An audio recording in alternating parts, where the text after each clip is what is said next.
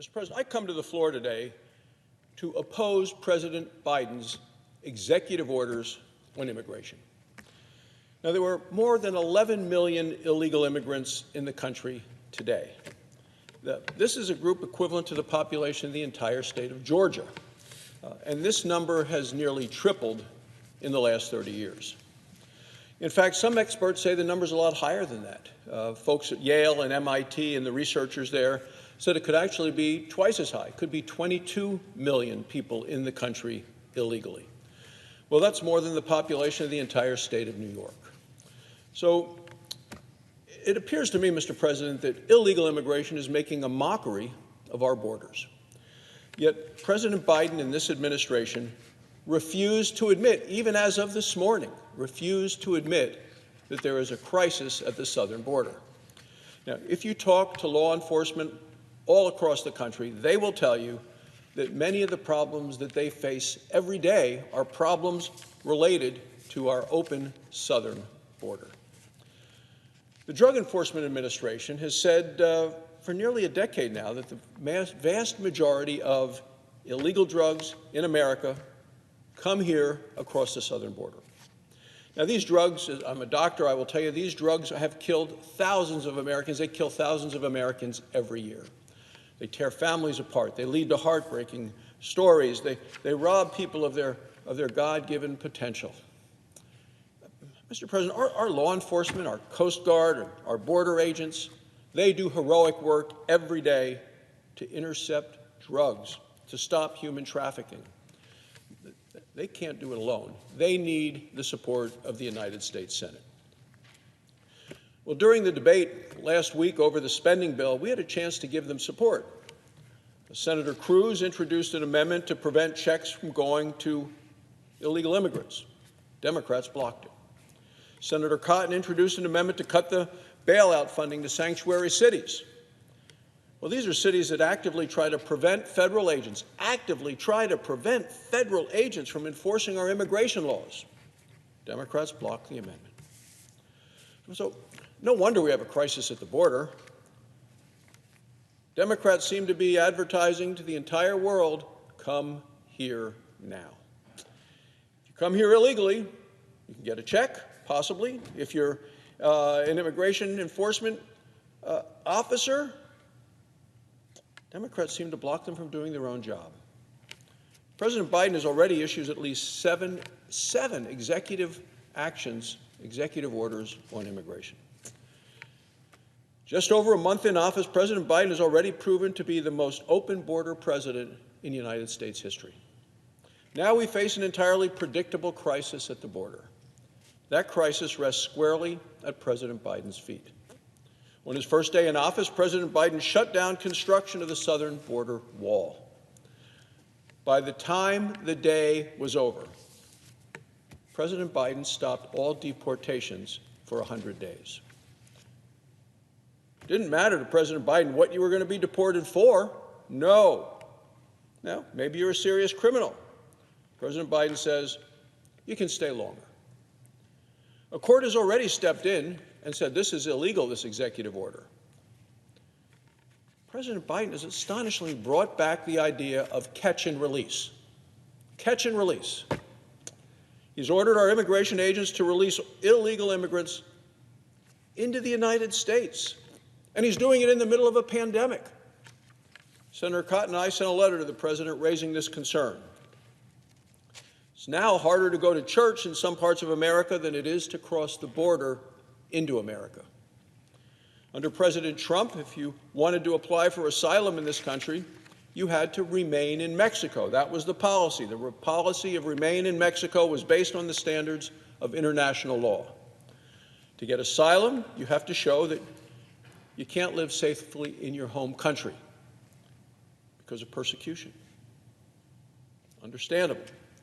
Yet the fact is that most illegal immigrants don't come here because of persecution.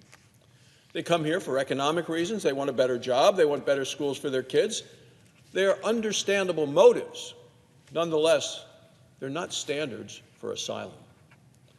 Now, another requirement for asylum is that you have to go to the nearest safe country and seek asylum. You don't get to pick anywhere you want to go in the world. You have to go to the nearest safe country. Yet people around the world know that our asylum system here in the United States has become a sham. No secret, it's easy to game the system, and it's being gamed regularly in the Biden administration. So, they often stop in at least one other safe country, and they apply for asylum here. President Biden now says, you don't have to wait in Mexico, cross the border, we'll give you a court date years from now. And after they give you the court date, they release you into the United States. Even those who know they don't qualify and will not qualify for asylum, they come anyway, because they know they get released into the United States. Mr. President, it happens all the time. Just before the new administration took over, the Department of Homeland Security published a report about this. According to the department, our border agents apprehended 3.5 million illegal immigrants along the southern border between 2014 and 2019. Only 8% of them, 1 out of 12, ended up receiving legal protection from being deported. But the department says half of them are still here in the United States. So how does that happen? They didn't show up. President Biden has also started an unprecedented expansion of a refugee program.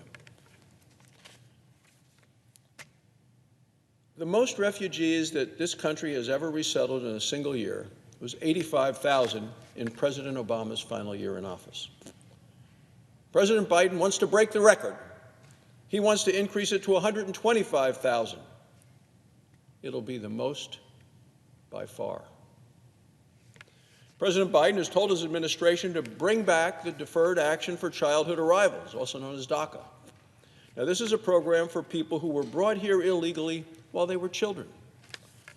Not the children's fault. Yet DACA is illegal, plain and simple. President Obama has admitted it. Liberal activists have asked him to do it. At least 10 different times, President Obama said, no, I can't do it, it's illegal. Then an election year came, he decided to do it anyway. Mr. President, as you and I know, we are a nation of compassionate people. We're giving, we're generous, and we have the most generous immigration system in the world. The issue before us is one that should be handled by Congress, not by executive order. Not through an illegal executive order, and DACA is still illegal. I expect the court will ultimately strike it down. So this is some of what President Biden has done by executive order. At the same time, he's trying to cram an even more radical agenda through Congress. Last month, President Biden's immigration bill was introduced in the Senate. It already has the support of 26 co-sponsors on the Democrat side of the aisle. It includes the majority leader, Senator Schumer. Well, this bill will give illegal immigrants not just amnesty, citizenship. Democrats in Washington tried that in 2007, the year I arrived in the Senate. The American people picked up the phone. They actually shut down the phone lines, shut down the switchboards here at the United States Senate. They were all calling in to say no. Democrats in Washington tried it again in 2013. The American people picked up the phone again. American people said no. And we said no in the Senate. We said no in 2007, no in 2013. The American people are going to say no again in 2021. Now, President Biden has signed a lot of executive orders. Many of them, the ones I talked to people at home this past weekend in Wyoming, very unpopular. Polls show his immigration order are the most unpopular of them all. President Biden should keep in mind that it was a very close election in November. We have a 50-50 Senate, very narrow margins in the House. The American people, for the first time, are finding out just how liberal Joe Biden is. Many of them are already having buyer's remorse. They didn't believe he would be this radical and his actions would be this scary. President Biden needs to listen to the American people. American people don't want a radical, extreme, dangerous, scary agenda. We want safe communities. We want laws obeyed. We want a secure border. And it's time to stand up to this radical agenda. Our immigration system is broken. Instead of breaking it further, We should work together to fix it. Let's protect our communities, protect our American workers, and secure our southern border. Thank you, Mr. President. I yield the floor. Suggest the absence of a quorum.